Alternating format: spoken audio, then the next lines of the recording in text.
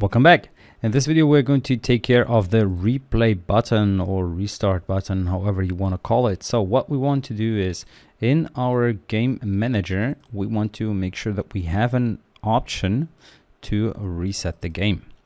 And to reset the game, we're just going to load our scene 0 once again. So let's create a new method here, public void restart.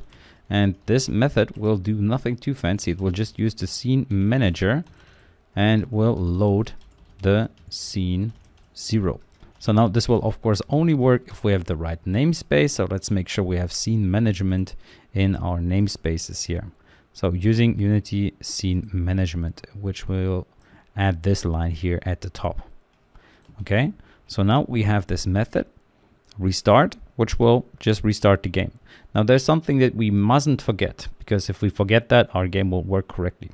So we also need to make sure that we set back the time scale, because if you don't do that, then the game will be frozen and you cannot move, you cannot play. Because in end game we are setting the time scale to 0 and it stays there even if we reset the scene. So we need to make sure that we set the time scale back to 1 and then we can move on.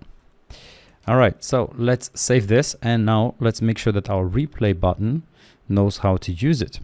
Therefore, let's click on the replay button on the right hand side. Let's add this on click, and now we can go ahead and use the game manager here. Let's use the game manager, the scene game object, and then under functions you will find game manager, which is the actual script, and here we can use the restart button or the restart thingy. Okay, so now this will call the restart method. Let's save this scene and let's have a look if we can actually reset the game. So let me shoot some zombies, or let me actually die from zombies.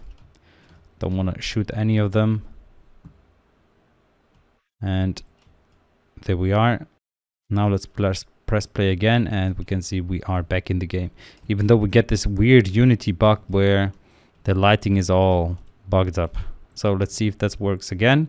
Okay, play again, and it works flawlessly. All right, so that's the replay button. In the next video we're going to take care of the main menu, so see you there.